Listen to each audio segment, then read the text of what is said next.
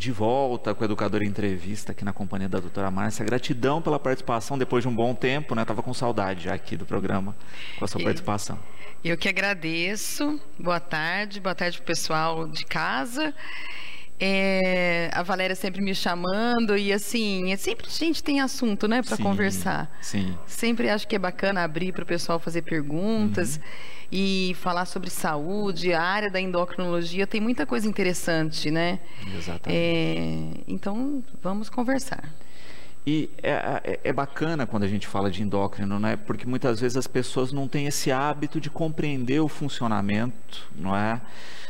E da importância da endócrino na rotina, né? Porque ela está na nossa rotina e às vezes você tem um funcionamentozinho ruim ali, outro aqui, e nem se dá conta, você acaba atribuindo a outras especialidades. Sim, eu acho que a endocrinologia, e eu tenho feito muito isso, trabalhar com a prevenção.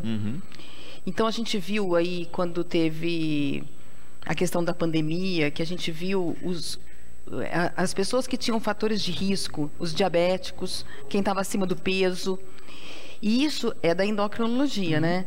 Mas eu tenho trabalhado muito com o pessoal que está bem, eu preciso fazer uns exames, né? Na prevenção. Então, assim, o que a gente define como saúde, né? É saúde você estar se sentindo bem e você ter condições de ter o seu momento de lazer e você ter um sono bom. Você sabe que a questão do sono é muito interessante quando a gente fala de saúde, por exemplo, na obesidade. O sono é fundamental para que você regule os seus hormônios. Então, a endocrinologia, né, a definição...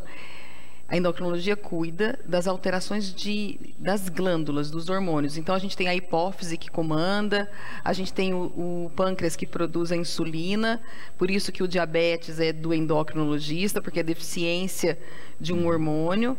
A obesidade, a gente tem que diferenciar as alterações de cortisol, essa coisa do estresse. Todo mundo fala assim, mas será que eu estou com o meu cortisol alterado? Então, a endocrinologia, ela dá para a gente trabalhar com prevenção e a gente atua numa área muito ampla. Por exemplo, reposição hormonal da menopausa, reposição hormonal nos homens. Isso, olha como é ampla a gama da endocrinologia, né? Exato. E hoje a gente tem uma coisa também interessante, viu, Luciano, da gente falar, que é a questão da longevidade. Que o pessoal tem muito falado assim, então a gente tem que repor hormônio para a gente viver mais. A gente precisa fazer com que os nossos hormônios funcionem bem, né? E repor, sim, quando a gente tem deficiência. E uma coisa aqui que a Lúcia coloca que é interessante, como uma coisa muitas vezes se conecta à outra, não é? Ela falando a questão, né, que o marido... Né, com um quadro de obesidade, aí você falando da importância da questão do sono, né? Mas a obesidade levou uma apneia do sono, ou seja, aí não dorme bem, e aí uma coisa se conecta e piora a outra. Muito conectado. A história do ciclo circadiano, né? Porque o ciclo circadiano, a questão da luz, do sono noturno, isso é muito importante para a secreção hormonal. A gente tem uma glândula também que é a pineal, que ela comanda as outras. Essa história de usar melatonina para dormir melhor à noite, mas não é para todo mundo que isso funciona. Então, quando a gente vai avaliar o sono, mas o que começou primeiro? O sono atrapalha e me faz ficar obeso ou a obesidade me faz não dormir bem? A gente precisa olhar individualmente, mas a gente tem uma solução. A pessoa obesa, que ela tem a apneia do sono, a gente precisa colocá-la para usar aquele aparelho que é o CPAP. Então, a gente melhora o sono, a gente melhora a liberação de cortisol, porque a gente tem uma questão no nosso corpo muito interessante que chama fenômeno do alvorecer, que no início da madrugada, da manhã, no final da madrugada, início da manhã, 5, 6 horas da manhã, o fenômeno do alvorecer, o que é? A gente libera o maior nível de cortisol, de adrenalina, que é para preparar a gente para o dia.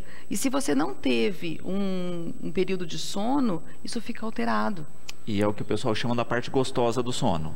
É aquela hora que tem aquele soninho bom, né? Exatamente. Então, assim, a gente precisa adaptar para cada pessoa. E essa história do sono, é interessante que veio aí essa questão que ela coloca. Então, quando a gente está no tratamento da obesidade, a gente precisa achar qual a solução para cada um. muitas vezes é a história de usar o CPAP. Exato. E aquela coisa, né? O hormônio está ligado às glândulas? Sim, mas como a doutora coloca também, está ligado à estrutura do dia, à incidência luminosa e tudo mais. E historicamente aí a gente vem colocando cada vez mais luz na nossa rotina, né? Sim, com as telas. Exato, né? E a própria questão, né? Se a gente for pensar, né? Há poucos séculos você não tinha nem iluminação pública. Sim. Né? Sim. Então é aquela coisa, não é? O pessoal no sítio, na fazenda, não é? Dormia e acordava com um galo, né? Então, o ciclo era outro. E existe uma coisa na medicina que chama epigenética, que é nossos genes, eles vão mudando, né? E a gente vai selecionando os genes, mas só que isso é uma coisa devagar, né? Então, você está falando aí dessa mudança, veio Revolução Industrial, e agora nós estamos vivendo uma mudança tecnológica. Sim. Então, assim, as pessoas, a gente tem a tecnologia ao nosso favor, mas tirou a nossa mobilidade, né? Mudou os nossos hábitos, o sono, então a gente fica acordado até mais tarde, porque quando a gente vai falar em higiene do sono, primeira coisa para melhorar o sono, inclui você tirar a tela, né? Porque a gente sabe que aquela luz, a luz azul que vem, ela inibe a nossa liberação de melatonina. Então, assim, uma coisa vai ligando a outra. Às vezes, a pessoa não tem um quadro de obesidade, aquela história de IMC acima de 30, mas ela tem uma dificuldade de perder peso. E se a gente melhorar o sono dessa pessoa, a gente vai melhorar a parte hormonal, a gente vai melhorar o apetite. Olha que interessante. A gente vai diminuir o nível de ansiedade e a gente vai melhorar a questão do peso. E até o rendimento, assim, no ânimo de ir para uma academia, no ânimo de fazer um exercício. Se você não teve uma boa noite de sono, você não vai conseguir se exercitar, né? E Lúcia, com uma questão também interessante. A gente está falando de toda essa questão de regulação hormonal, etc. Né? Ela coloca o peso da alimentação correta nisso.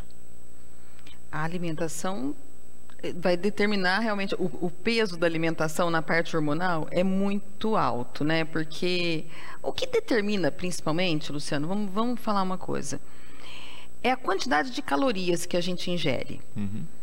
Porque a pessoa vai ganhar peso quando ela está comendo mais calorias do que ela gasta. Isso é um fato. Só que a gente tem que ter questões assim. Às vezes a pessoa come em excesso de caloria porque ela tem realmente um distúrbio alimentar. A gente tem que pensar nas pessoas que têm compulsão alimentar, na pessoa que é aquele beliscador por questão do comportamento, e a pessoa que não está tendo percepção da quantidade. Então, assim, agora, onde que a alimentação, a qualidade, interfere na parte hormonal?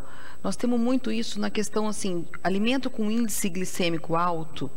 Então, os açúcares, as farinhas com açúcar associado, vai fazer a gente ter pico de insulina.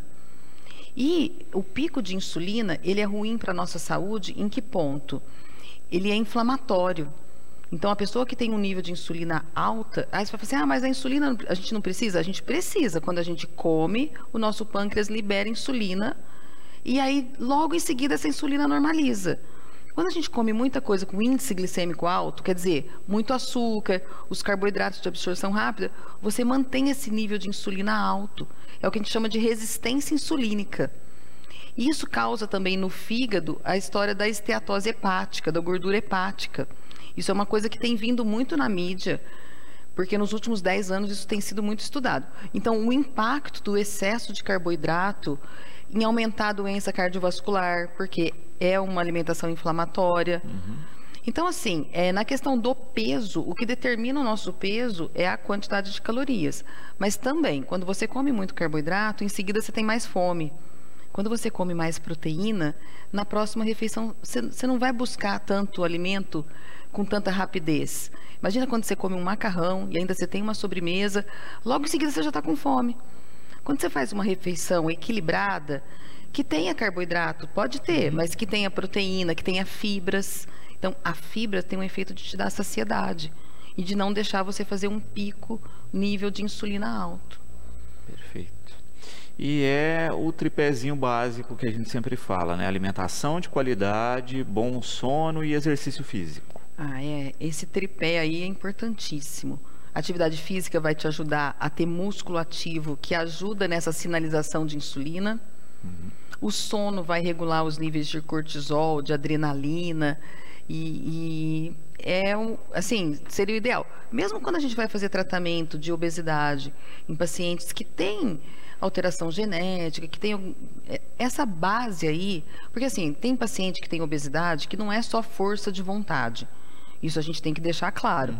Tem pessoa que tem doença hormonal, tem pessoas que têm doença emocional, porque isso também influencia, doença genética, né? Mas o tripé da alimentação saudável, equilibrada, da atividade física e do sono é importante para todo mundo. E um correlaciona com o outro também, né? Olha, né? Quando você pratica uma atividade física, o sono vem melhor, não é? Uma coisa, quando você se alimenta direito, é mais fácil para fazer atividade física, você tem mais energia para... Outra coisa, né? Quando a gente fala que é uma coisa que tem muita relação, assim, como que a alimentação impacta no hormônio? Quando a gente faz uma alimentação com alto índice glicêmico, que faz pico de insulina, a gente abaixa o nível dos nossos hormônios sexuais. Tanto a testosterona quanto o estrogênio, principalmente testosterona, isso é muito marcado. Se você pega um paciente, por exemplo, que já tem um pré-diabetes, que quer dizer, ele tem glicemias altas em algum momento, se ele tiver aquilo mantido, ele vai abaixar o nível de produção de testosterona. Olha como é interessante e é interligado. E a gente pode melhorar isso com a alimentação? Pode. A gente pode fazer uma alimentação com mais fibras, a gente pode fazer uma alimentação com um efeito antioxidante, que na verdade é uma alimentação que a gente chamaria assim, por exemplo, os carotenoides, que estão nos pigmentos, o pigmento amarelo, na cenoura, na laranja, ele tem um efeito antioxidante, então a gente ajuda a regular os níveis hormonais. Isso é bem interessante. A gente tem, por exemplo, o pigmento vermelho, que tem licopeno, que também tem um efeito antioxidante. É recomendado para a gente prevenir as doenças de próstata. Outra coisa, o revesterol, que está na cor roxa, que está na casca da uva, que está na cebola roxa. Então, olha como um prato colorido é interessante, porque vai trazer essas substâncias que são muito boas. Até interessante que eu lembrei de uma coisa. Tem um colágeno novo no mercado e assim, ele tem ali astaxantina. Opa, preciso usar isso daí. Astaxantina vem dos carotenoides. Então vem da cenoura, vem do mamão. Então assim, a gente consegue, em algumas situações específicas, a gente precisa suplementar para chegar em quantidades específicas.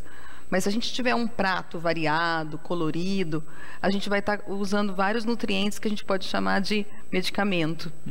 Né? O nosso alimento é o nosso remédio. Sem dúvida. E às vezes a gente fica, né, focado no medicamento e não mexe na alimentação. Não é? Se mexesse na alimentação, olha, nesse momento eu preciso do medicamento para reequilibrar, mas se eu ajustar o tripézinho também, daqui a pouco eu posso reduzir ou até retirar alguns medicamentos. Que a gente está vivendo muito a era da inteligência artificial, né? E precisa estar tudo pronto. Não, mas eu quero saber... E a gente falar para a pessoa comer arroz, feijão, carne, salada, é sem graça, né? Exato. Na verdade, isso seria assim, quando eu costumo fazer para meus pacientes uma orientação, porque, por exemplo, o paciente tem diabetes, o paciente tem obesidade, a mulher na pós-menopausa. A gente precisa da nutricionista junto para detalhar, mas essa noção primeira que eu falo assim, o prato para o brasileiro, arroz, feijão, carne e salada, com as suas substituições e as suas... Assim, quem não quiser comer carne, tudo bem, nós vamos substituir. Quem não quiser comer o arroz, nós vamos pôr um outro carboidrato. Mas essa é a base. E nesse componente aí, salada, a gente coloca tudo que é cru e tudo que são folhas. Então, aí a gente pode variar. Só que as pessoas querem a coisa assim, não, eu quero saber exatamente o quê. Se a gente se policiar a ter sempre uma folha verde e uma coisa colorida, por exemplo, eu falo assim, se você acrescentar, você está me ouvindo aí, vamos lá, uma dica rápida e prática. Uma folha verde todo dia, ou couve, verde escura é melhor. Ou couve ou brócolis, me ajuda aí os verdes escuros, escarola, né? Espinafre, uma folha verde escura e uma maçã todo dia. Porque a gente tem aquele pigmento vermelho. Não gosto de maçã, vou pôr outra fruta vermelha. Então, vou me policiar, todo dia eu vou comer uma fruta. já melhora. Mas a gente sabe que isso talvez não dê muito ibope, né? Porque não tem tanta novidade. E é interessante que assim, né? Às vezes a gente dá alguns passos, né, e ao mesmo tempo regride 20, né? Um exemplo, né, as fritadeiras a ar, né? Sim. Que foram revolucionárias no sentido assim, né, menos óleo, né, menos gordura, etc e tal. Mas aí o que vem pré-preparado para você colocar nela é hiperprocessado. Exatamente. Né? Então, assim, qual o problema da batata de pacotinho? Leia o rótulo dessa batata de pacotinho. Né? Porque não é a mesma coisa que você cortar uma batata na sua casa e pôr na fritadeira elétrica. Mas, eu vou te falar uma coisa. A gente não precisa fazer tudo certinho. Sim. A gente precisa acrescentar coisas boas para compensar. Eu acho que esse pensamento é bom. Uhum. O fato de ser na air fry, pelo menos já não tem aquele mergulho no óleo. Melhorou um pouco aí, né? Mas é isso, sim, né? Você tem razão. Porque sempre se discute a questão da praticidade, né? Então a gente vê também algumas tecnologias que trouxeram praticidade com qualidade, né? Sim. Mas que a gente tem que ficar sempre de olho, porque senão a gente acaba... o que você vai pôr lá. Exatamente. Né? Ela não faz mágica também nesse sentido. Mas você sabe que, dá para você fazer, por exemplo, uma batata doce ali, bem temperadinha, usar os temperos, usar o açafrão, usar a cúrcuma, e aí você pode fazer um frango. Então, assim, é só você não ficar comprando tanta coisa congelada e processada com gordura, né? Exato. Né? Eu tenho um amigo meu que ele sempre usa a seguinte frase, não é? Olha, a gente precisou aí, né, ter pessoas que morreram nas grandes navegações para achar outras rotas, para chegar na Índia, né, para trazer esse monte de tempero para o sujeito usar glutamato. Então, a gente precisa usar os temperos naturais, né? Não esses que estão em tablete. Exato. A gente revolucionou o mundo para achar tempero e mas não a usa. gente pode usar os desidratados, que facilita. Sim, né? Fantástico. Né? Miriam, também com uma questão interessante aqui, né? Falando um pouquinho da questão de reposição hormonal, né? Que também é uma questão de cada caso. É um caso, antes a gente tinha uma coisa muito ligada com as mulheres, e agora cada vez mais os homens também fazendo reposição, né, doutora? Mas tem que ter uma avaliação muito pontual. A reposição hormonal é a base do trabalho do endocrinologista, porque nós estudamos as glândulas com seus excessos e suas deficiências. Só que essa coisa de repor hormônio está muito na mão de médicos que não são endocrinologistas. Está muito na internet, você compra coisas e está muito disseminado que o hormônio, se eu repor o hormônio, eu vou viver mais, eu vou ganhar massa muscular. Então a gente tem que ter um campo assim que a gente precisa orientar muito. Então assim, a reposição hormonal, eu vou te dar um exemplo que junta as duas coisas. A reposição hormonal da menopausa nas mulheres. Então o ovário parou de funcionar, a mulher entrou na menopausa. Nos homens não existe o testículo parar de funcionar. Se o testículo parou de funcionar, ele entrou na andropausa, é uma situação que a gente precisa repor, mas é uma situação rara. É realmente uma situação de uma doença endocrinológica, que é o hipogonadismo. A glândula não está funcionando. Na mulher, vai ter a menopausa, então nós temos indicação de repor o hormônio naquela mulher que tem muitos sintomas. Então reposição hormonal da mulher, o ovário deixou de funcionar. O climatério, a gente chama de climatério, é o período que antecede a última menopausa. E as mulheres têm muitos sintomas, como fogacho, irritabilidade, fadiga. Então, a mulher que tem esses sintomas, a gente deve repor. São duas contraindicações principais. A mulher que já teve um evento de trombose e a mulher que já teve um câncer de mama dependente de hormônio. Então, elas não vão poder repor. Agora, as mulheres que têm fogacho, para você ter um exemplo, fogacho é o calorão, é uma doença vasomotora. Ele está relacionado com o aumento do risco de infarto. Então, a gente deve repor o hormônio nessa mulher que tem fogacho e não tem contraindicação. E aí, essa reposição hormonal, existe várias opções. A gente tem medicação via oral, mas a gente tem também os gel de reposição. Aí vem aquela conversa, mas eu vou usar o hormônio bioidêntico. O hormônio bioidêntico é o hormônio que é igual ao hormônio do nosso corpo. Então, a gente tem na farmácia normal os gel e também um adesivo para essas mulheres. E isso deve ser usado. Mas aí vem a história. E o chip da beleza? Que o chip da beleza, ele é um dispositivo que você põe intradérmico, só que ali o médico vai manipular a quantidade de hormônio. Então, você está usando aquilo com a ideia de repor hormônio ou você está usando com fins estéticos? Porque aí vem uma questão. A gente repõe na menopausa o estrogênio e a progesterona. E a testosterona só quando realmente é muito específico e é uma dose muito baixa. Então, aí a mulherada acaba usando testosterona sem indicação. E isso que vai acabar trazendo problemas. Então, assim, nos homens, a reposição de testosterona, na maioria das vezes, que a gente está vendo, é para uso estético. Então, a gente tem que ter esse cuidado porque a gente tem efeitos colaterais, efeitos hepáticos, a gente tem infertilidade que vem disso. Então, eu vejo muito jovem, acaba usando por indicação do amigo, na academia. A gente sabe que isso existe. Porque, na verdade, não está repondo, está superpondo. E aí você faz o seu testículo parar de funcionar. E aquela hipófise que ia estimular o seu testículo, ela não precisa estimular. Só que ela estimula também a produção dos espermatozoides. Então, isso deixa de acontecer. Então, que a gente tem um hormônio luteizante e o folículo estimulante, que é produzido na hipófise, tanto de homem quanto de mulher. E isso vai servir para estimular o ovário ou o testículo. Então, se você dá a testosterona exógena, que é o anabolizante, se você está usando isso, pode ser até na forma oral, na forma de oxandrolona, mesmo se fosse isso para homem. E aí as mulheres começam a usar também, por indicação muitas vezes de médicos, que estão, assim, preocupados só com o imediatismo, porque não está preocupado com a saúde a longo prazo. Então, aí você acaba tendo um efeito ruim dessas medicações, porque eles vão bloquear. Se você está recebendo de fora, bloqueou a sua hipófise. Por exemplo, nos homens, aí você não vai ter o luteizante, que estimula umas células que ficam na vesícula seminal, que é as células de Leydig, que vai estimular a produção de espermatozoide. Então, você tem aquele homem cheio de testosterona, mas sem produção de espermatozoides. Então, fica infértil. Imagina isso acontecendo nos jovens aí de 20 a 30 anos. Então, a gente precisa ter cuidado. Reposição hormonal, quando existe deficiência. Por exemplo, o endocrinologista trata, a gente chama de hipogonadismo, o homem que não produz testosterona, mas não para fins estéticos. E aí, somado a outras coisas, né? Muitos casos de irritabilidade, de perda de controle, pelo excesso. A gente tem visto, sabe?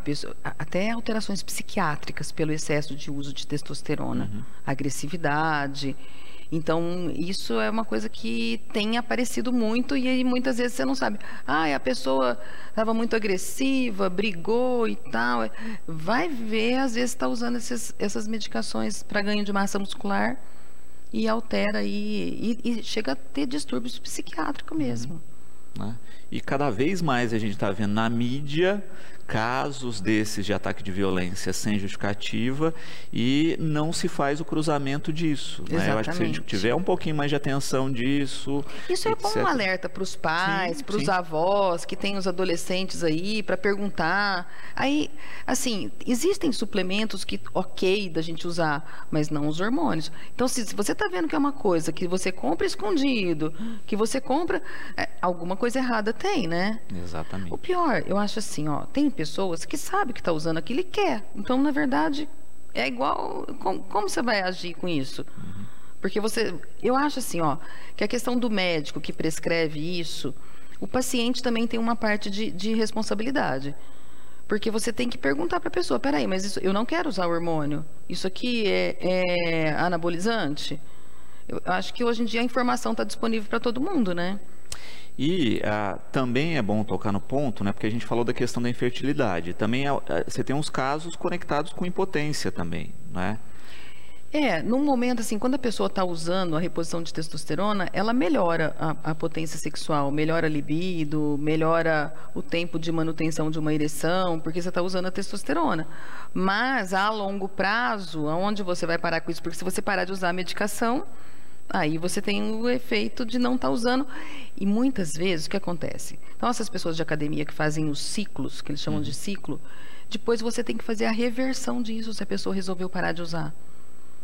Para o organismo voltar a produzir naturalmente. Em algumas vezes você consegue reverter, em outras não. Perfeito. Ricardo, parabenizando pela temática aqui, falando da importância disso, e de colocar também essa questão, não é, de hoje, muitas vezes, com a questão estética, as pessoas estão agindo a um extremo, e não só pela estética, mas pela estética de curto prazo, né? Eu quero resolver a coisa para a semana que vem. É o imediatismo, né? Eu acho assim, ó, eu não gosto muito de trabalhar no, o que o outro está fazendo de errado, e falar, eu acho que a gente tem que ir pelo certo. Eu acho que a pessoa, quando ela busca saúde, ela sabe onde ela vai. Outra coisa que eu queria até falar, já que a gente está nesses assuntos, essa história de medicamentos injetáveis. Esses protocolos de vitamina injetável. É uma coisa, assim, que em algumas situações a gente repõe. Por exemplo, uma pessoa que tem uma deficiência de ferro importante, a gente pode ter uma indicação de fazer um ferro endovenoso. Agora, vitamina C, vitamina B12, esses protocolos, aí você chega no consultório do médico, aquela sala maravilhosa, a sala de injetáveis, isso é para ganhar dinheiro. Então, assim, isso a gente tem que ser claro, mas a pessoa pode escolher isso para ela, pode querer, então tudo bem, ué, você quer fazer dessa maneira. Eu acho que nesse ponto, assim, não é, cada um vai fazer como acha que... Sim. Agora, eu acho que quando implica na saúde, porque assim, aí você vai lá, então eu posso fazer um protocolo injetável? Sim, você está correndo risco de ter uma infecção, porque você vai fazer um acesso venoso que seria desnecessário, né? Que é desnecessário. Então, mas é uma escolha, se a pessoa acha que aquilo... Então, eu acho assim, consulte, procure saber onde você está indo. Qual é a formação daquele médico, né? E onde que você está colocando a sua saúde. Exatamente, né? E se precisa ter essa pressa toda, né? Você não pode fazer o passo a passo, exatamente, né? Com qualidade aí e durabilidade, né? Acho que também é uma outra questão que se fala pouco, né? Se fazendo da maneira correta, com passo a passo, você tem longevidade nisso. Exatamente. Né? Quando a gente fala aqui de atleta de alta performance, né? Muitas vezes a gente fala nisso. Olha, você tem sim um atleta de alta performance. É saudável? Não. Né?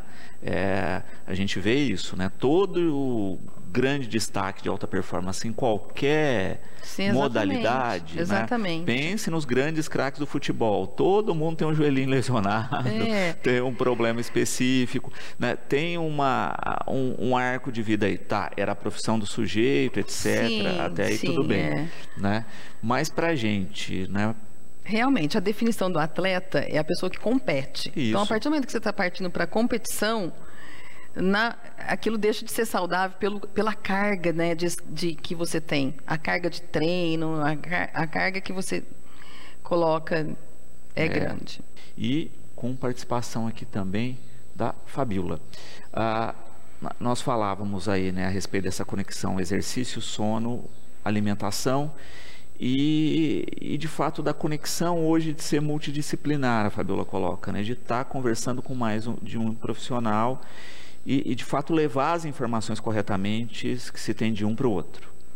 Isso é importantíssimo. Dentro, assim, da questão saúde, a gente sabe, alimentação. Eu falei que às vezes eu faço uma orientação quando eu vejo que tem uns erros grosseiros, mas o refinamento disso é com o nutricionista, tá? O educador físico, importantíssimo. O fisioterapeuta numa reabilitação. Então, quando a gente está lidando com um paciente obeso, o paciente tem que saber desde o início que ele vai precisar de uma equipe para ajudar. É o endocrinologista olhando a parte hormonal, olhando os exames, a saúde geral. Muitas vezes a gente precisa do cirurgião bariátrico, porque pode ser o extremo do tratamento dele precisar disso. A gente precisa do educador físico sempre, do nutricionista e a parte do emocional dessa pessoa. Então, o psicólogo está ali presente também. Então, assim, na saúde, em várias áreas, por exemplo, eu percebo um paciente diabético, aceitação da doença. Então, assim, é uma doença crônica. Dentro da endocrinologia, a gente trabalha muito com as doenças de uma forma crônica. Então, alterações da tireoide é crônico. Então, assim, muitas vezes eu encaminho o paciente, olha, já fez terapia ou já conversou com um psicólogo para ver se tem alguma coisa nesse ponto. Isso é muito importante. E, assim, nessa equipe toda, o mais importante é o paciente. Então, o paciente se posicionar, sabe, e participar, e fazer assim, então tá, por onde eu vou? Vou começar a fazer uma atividade física, se propor também, né? Sem dúvida. Outra coisa que eu penso muito interessante, ó, alimentação. A pessoa quer fazer uma alimentação mais saudável? Em primeiro lugar, a primeira palavra, planejamento. Porque ele vai lá no nutricionista, ele tem um cardápio perfeito, mas se ele não se planejou, ele não vai pôr em prática. Academia, se você não se dispor um horário, ou a caminhada, que seja um horário fixo, e assim, aquele momento, aquilo ali tem que ser assim, ó, pode estar caindo o mundo. Agora, se você põe um horário que você não sabe se vai dar tempo, talvez se eu sair do trabalho eu vou, se eu sair mais cedo, você não vai. Então, assim, na saúde, no gerenciamento, a gente precisa de uma equipe multidisciplinar e a gente precisa de planejamento. Perfeito. Regina colocou um negócio aqui bem interessante, né? Que ela passou por uma bariátrica, não é? E que disse que ficou muito mal no período seguinte, não é? Porque de fato, né, altera todo o organismo, etc. Na sequência, a irmã passou pelo procedimento, mas a irmã buscou, em função de ter acompanhado o caso dela, o atendimento psicológico antes. E passou também por uma questão de se perder um pouco de peso antes, né?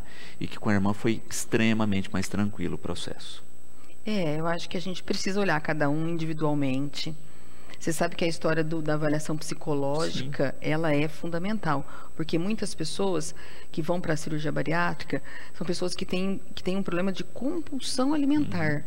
E essa compulsão, ela pode desviar depois para compulsão por bebida, compulsão por compra. Então, olha como é importante o profissional da área da saúde mental, né? E mesmo aí a equipe multidisciplinar no pós-bariátrica é fundamental, porque a nutrição também, porque você começa com uma alimentação líquida, e depois você passa para o pastoso, então tem que ter um profissional capacitado para aquilo te ajudando. Você vê o exemplo que ela deu, né? Duas irmãs que, assim, teve o processo totalmente diferente. Exatamente. Né? E isso é importante, né? Analisar, por isso que é bom conversar com profissionais, não ver só a questão, né, de, ouvi fulano fez isso, fulano fez aquilo. Isso não serve só para bariátrica, né? Acho que serve para qualquer questão aí. A gente sempre falava aqui, né? A gente tinha o regime de banca, né? Então, toda semana a gente tinha a revistinha lá, né? Com a alternativa do momento, etc. Agora, na era digital, né? Você tem a receita do Google, que é terrível. Eu vou te falar que automedicação é uma outra questão para ser falada em termos de saúde, né? Eu tenho muito medo dessas medicações vendidas em internet. Você não sabe realmente o que tem ali dentro. E assim, automedicação, a medicação que, porque alguém tomou tal coisa. Vou te dar um exemplo em diabetes. Se eu for escolher para o paciente um primeiro medicamento, eu tenho 8 opções de classes terapêuticas. Dentro dessas classes terapêuticas, eu tenho alguma característica para cada um. Então, às vezes, o que é bom para um não é bom, né? A gente precisa ser individualizado mesmo. E justamente por isso tem o chamado período de adaptação, não é? Também. Que as pessoas têm uma dificuldade danada de entender, não é? E que tem que ouvir o médico nesse sentido. Olha, a gente vai tentar esse medicamento, né? Anote aí as suas reações, o que você está sentindo. Tem um período de adaptação. Caso não funcione, a gente tenta outro. Isso. Vamos falar de uma coisa bem bacana, que assim, já que a gente está falando de saúde de forma geral, por exemplo, uma pessoa que busca um tratamento de depressão. Aquela medicação, o médico vai orientar, olha, a gente, no mínimo 15 dias para começar a fazer efeito, mas realmente você vai perceber depois de um mês. Então, muitas vezes, o paciente foi no psiquiatra, ele está fazendo um tratamento da depressão ou com outro médico, aí ele vem, está ali comigo e fala assim, isso aqui não está dando certo. Eu sempre oriento, vamos esperar o tempo para a gente ver se realmente essa medicação está dando certo ou não, né? Não vamos queimar a medicação, nós não chegamos ainda no tempo de ação dela. Exatamente. E sempre entender que medicação, em qualquer caso, aí, ela é um fator, né? Que se os outros do tripé lá não começarem a ser acionados, a medicação sozinha não dá conta. Sim. É a questão aí que nós falamos, o sono, a atividade física e a alimentação estão juntos, né? Exato. Né? Em qualquer especialidade médica, o tripé está lá. Sim. Né? Nas doenças as alterações, desde uma ansiedade, que pode ser um quadro anterior a uma depressão, a gente melhora muito com a melhora do sono, com a atividade física, com a alimentação, né? É o conjunto da obra aí que faz a diferença. Quando a gente fala assim, mas o que seria uma alimentação saudável? Pelo 5º ano consecutivo, os órgãos que olham isso, né, eles escolheram de novo, eles perceberam que a dieta do Mediterrâneo continua sendo a melhor dieta em relação à saúde. Não estou falando em relação de perder peso. Para perder peso, o melhor é fazer déficit calórico. Mas cada um tem uma individualidade. Mas a dieta do Mediterrâneo, pelo 5º ano consecutivo, ela é eleita a melhor dieta para a saúde. Que inclui peixes, menos carne vermelha. Hoje a gente tem uma recomendação de não ingerir excesso de carne vermelha. O ideal seria, no máximo, 4 porções por semana. Mas a gente acaba ingerindo mais, né? A nossa população aqui do estado de São Paulo, o costume ocidental, né? Mas a gente pode compensar isso acrescentando mais vegetais. Então, a dieta do Mediterrâneo inclui mais carne branca, as sementes, as castanhas e as frutas. Menos azeites, as gorduras que a gente chama de monoinsaturadas, que é o azeite e as gorduras das castanhas. Perfeito. E são todas coisas que a gente tem acesso, né? E essa é uma questão, né, que eu não consigo entender por que a gente não coloca mais na rotina. A gente não está falando de uma castanha exótica, não é nada disso, né? O que a gente tem aqui, né, e que é de fácil consumo, de fácil acesso. Aquela história, o mesmo volume que o pacotinho de bolacha faz, né? Você ter lá a castanha, você ter uma fruta seca. Um exemplo, a gente tem uma fruta que é bem prática, bem fácil, que é a banana. Então, em vez de você comer só a banana, se você comer a banana com aveia, porque na dieta do Mediterrâneo também tem essa questão das fibras, da gente acrescentar fibras. E aí seria, ou você pode acrescentar as castanhas, a semente de abóbora, semente de girassol, ou aveia, que é uma coisa simples, é uma fibra maravilhosa, ajuda a baixar o colesterol. Mas é questão da gente ter a rotina, porque assim, aqueles alimentos que não são tão palatáveis, né? Então você precisa pôr num pote bonito, deixar ali na mesa fácil. Mas, gente, é palatável, né? Uma sementinha de abóbora, né?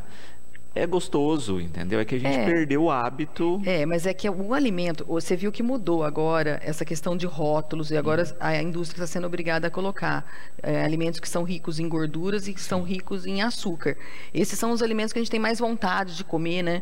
Porque isso estimula o centro do prazer no nosso hipotálamo. Sem falar que hoje a gente tem alimento que não é mais o alimento que a gente consumia, não é?